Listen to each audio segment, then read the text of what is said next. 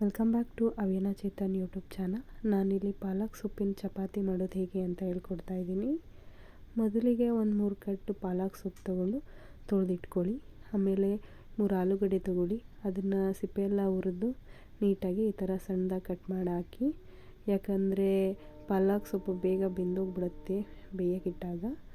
ಈ ಆಲೂಗಡ್ಡೆ ಬೇಗ ಬೇಯಲ್ವಲ್ಲ, ಆ ಕಾರಣದಿಂದ ನಾನು ಆಲೂಗಡ್ಡೆನ ಸಣ್ಣದಾಗಿ ಕಟ್ ಮಾಡಿ ಈಗ ನಾನು ಇವೆರಡನ್ನೂ ಒಂದು ಪಾತ್ರೆಗೆ ಹಾಕ್ಕೊಂಡು ಅದಕ್ಕೆ 2 ಗ್ಲಾಸ್ ನೀರು ಹಾಕಿ ಇದನ್ನು ಬೇಯಕ್ಕಿಡ್ತೀನಿ. 10 ನಿಮಿಷ ಬೆಂದಾದಮೇಲೆ ಇದು ಹೀಗಿರುತ್ತೆ. ಇದನ್ನು ಇಳಿಸ್ಕೊಂಡು ಒಂದು ಪಾತ್ರೆ ಇಟ್ಟು ಅದಕ್ಕೆ ಜಾಲರಿ ಹಾಕಿ ಇದನ್ನು ಸೋಸ್ಕೋಬೇಕು. ಈ ವಿಡಿಯೋ ಇಷ್ಟ ಆದರೆ ಲೈಕ್ ಮಾಡಿ, ಶೇರ್ ಮಾಡಿ, ಸಬ್ಸ್ಕ್ರೈಬ್ ಮಾಡಿ, ಕಮೆಂಟ್ ಮಾಡಿ. ಪ್ಲೀಸ್ ಸಬ್ಸ್ಕ್ರೈಬ್ ಮಾಡಿ. ನಾನಿವಾಗ ಇದನ್ನು ಒಂದು ಜಾರಿಗೆ ಇವೆರಡನ್ನು ರುಬ್ಬಕ್ಕಂತ ಹಾಕೋತೀನಿ. ಈ ರುಬ್ಬೋಕ್ಕೆ ಇದ್ರ ಜೊತೆಗೆ 1 ಸ್ಪೂನ್ ಜೀರಿಗೆ ಹಾಕ್ತೀನಿ. 1 ಸ್ಪೂನ್ ಜೀರಿಗೆ ಆದ ನಂತರ ಸ್ವಲ್ಪ 3 ಸ್ಪೂನ್ ಮೊಸರು ಹಾಕ್ತಾಯಿದ್ದೀನಿ. ಮೊಸರು ಇದಕ್ಕೆ ಒಳ್ಳೆ ಟೇಸ್ಟ್ ಕೊಡುತ್ತೆ, ಹಾಗಾಗಿ ಹಾಕೋಬೇಕು ಮೊಸರು. ಮತ್ತು ಹಿಟ್ಟು ಮೃದು ಬರುತ್ತೆ ಮೊಸರು ಹಾಕೋದ್ರಿಂದ. ಮತ್ತು 3 ಮೆಣಸಿನ್ಕಾಯಿ ಹಾಕೋತಿದ್ದೀನಿ. 3 ಮೆಣಸಿನ್ಕಾಯಿ ಖಾರ ನೋಡಿ ಹಾಕ್ಕೊಳ್ಳಿ. ನಿಮಗೆ ಖಾರ ಜಾಸ್ತಿ ಬೇಕು ಅಂದರೆ ಖಾರ ಹಾಕ್ಕೊಳ್ಳಿ. ನಾನಿವಾಗ ಇದನ್ನು ರುಬ್ಬಿಟ್ಟಿದ್ದೀನಿ. ಇದನ್ನು ಪಕ್ಕಕ್ಕೆ ಇಟ್ಕೊಳ್ಳೋಣ. ನಂತರ ಒಂದು ಕ್ಯಾರೆಟ್ ತುರಿ, ತೆಂಗಿನಕಾಯಿ ತುರಿ ಮತ್ತು ಕೊತ್ತಂಬರಿ ಸೊಪ್ಪು ಮತ್ತು ಕರಿಬೇವಿನ ಸೊಪ್ಪೆಲ್ಲನೂ ಕಟ್ ಮಾಡಿ ಇಟ್ಕೊಂಡು ಒಂದು ಬೌಲ್ಗೆ ಗೋಧಿ ಹಿಟ್ಟು ಹಾಕ್ಕೊಂಡು ಈ ತುರಿದಿರುವಂಥ ಕ್ಯಾರೆಟು ಮತ್ತು ಕರಿಬೇವಿನ ಸೊಪ್ಪು ಕಟ್ ಮಾಡಿ ಇಟ್ಟಿರೋದು ಮತ್ತು ಕೊತ್ತಂಬರಿ ಸೊಪ್ಪು ಹಾಕ್ಕೋಬೇಕು.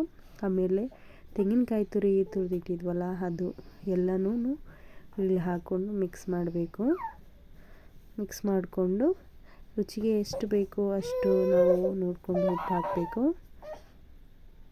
ನಂತರ ಈ ರುಬ್ಬಿರೋಂಥ ಮಿಶ್ರಣನ ತಗೊಂಡು ಹಿಟ್ಟೊಳಗಡೆ ಹಾಕ್ಕೊಂಡು ಕಲಿಸ್ಕೋಬೇಕು.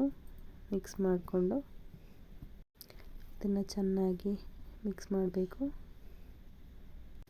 ಇದಕ್ಕೆ ನಾನು ಸ್ವಲ್ಪ ಎಣ್ಣೆ ಹಾಕೋತಾ ಇದ್ದೀನಿ. ಎಣ್ಣೆ ಹಾಕ್ಕೊಂಡು ಮಿಕ್ಸ್ ಮಾಡ್ಕೋತಾ ಇದ್ದೀನಿ. ಎಣ್ಣೆ ಹಾಕೋದ್ರಿಂದ ಚಪಾತಿ ಸ್ಮೂತಾಗಿ ಬರುತ್ತೆ ಅಂತ. ಇದು ಹಿಟ್ಟಿಗೆ ನಾವು ಏನು ಬೇಯಿಸಿಟ್ಕೊಂಡಿರ್ತೀವಲ್ಲ ನೀರು, ಸೊಪ್ಪು ಮತ್ತು ಆಲೂಗಡ್ಡೆ, ಅದನ್ನೇ ಯೂಸ್ ಮಾಡ್ಕೊಂಡು ಕಲಿಸ್ಬೇಕು. ಅದನ್ನು ಹಾಕ್ಕೊಂಡ್ರೆ ಟೇಸ್ಟ್ ಚೆನ್ನಾಗಿ ಬರುತ್ತೆ.